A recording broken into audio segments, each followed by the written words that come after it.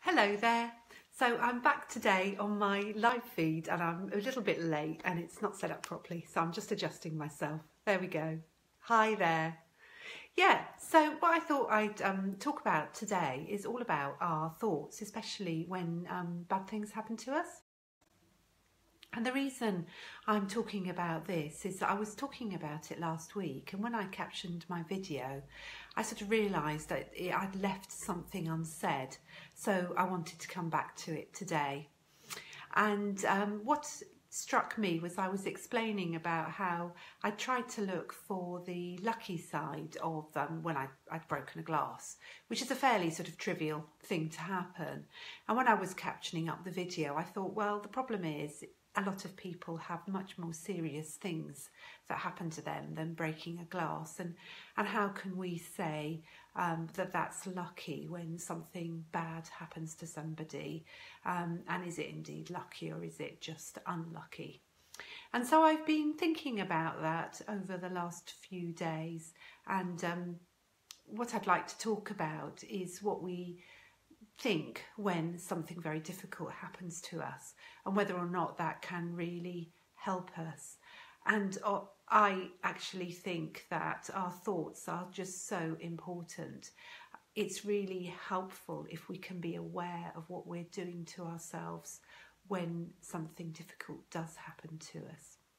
Because often we can get ourselves into a situation, we find ourselves in a situation that's very difficult, and we can make it much more difficult for ourselves because of our thought processes.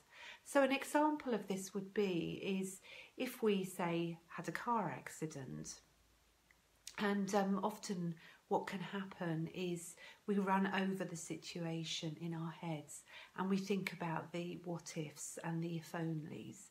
And that's quite a natural reaction to something shocking that's happened.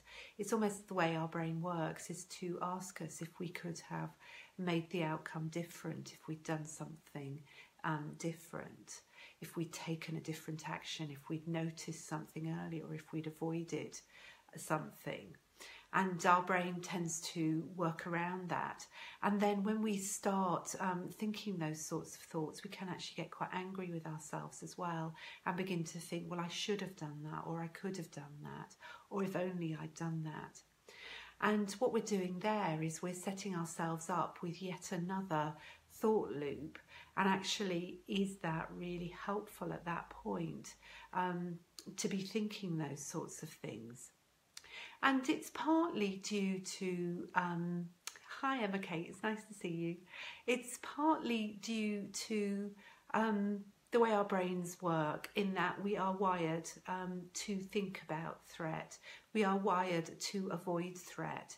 And so it's a very natural thing to do, to start sort of looking at how we could avoid difficult situations, or trying to learn from a situation and trying to turn things around by doing things differently the next time. And of course that is helpful to reflect, but what isn't unhelpful is when, yes, a fight or flight response, definitely. What is unhelpful is when we use it to get cross with ourselves, because that doesn't really help us. If we use it as a stick to beat ourselves with, that actually just makes us feel worse, and it makes the situation last longer. And so I think it's probably better to just notice what we're doing, to acknowledge that perhaps we feel very frightened, to acknowledge that we feel perhaps cross with ourselves, but also to acknowledge that this is a difficult situation for us, and to try and be kind to ourselves in that situation, and to try not to set up another loop.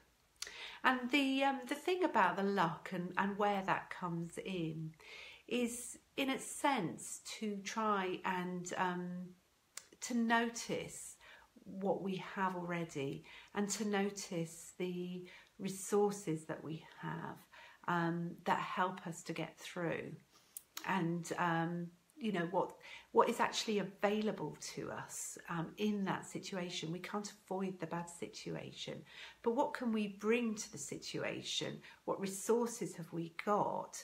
How can we respond to a situation in a way that helps us to feel more in control of the situation, more in control of ourselves maybe.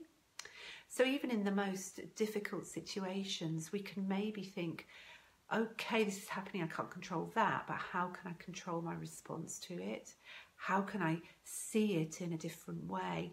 And if nothing else, most situations give us the opportunity to develop our sense of resilience. They give us a chance to learn how to respond to things. And that can be really, really helpful to us. Because if we're, I'm just reading what Emma's saying. She's saying, yes, what is in our toolbox already or what we can utilise. Thank you, Emma.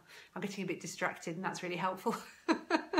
So what's already there that we can utilise. And positive psychology, which is another way of sort of helping people, another sort of form of therapy, it actually looks at what the client already has and what they can bring to the situation. And most of us actually are much more resilient than we actually realise. And a lot of us, especially if we have been brought up in a situation where, we're constantly under threat, we've actually learned to cope really well with threat. And so we can bring all sorts of strengths to a situation and it helps us to cope better with it. And so I think thoughts are really important, and thinking about, okay, so this situation's happened to me, but what can I find in this situation that can help me to grow, and how can I respond to this situation in a way that helps me to be a better person, can often help us to get through a situation. So those are my thoughts for today, and I'm mindful that I don't want to talk for too long and keep people watching for too long.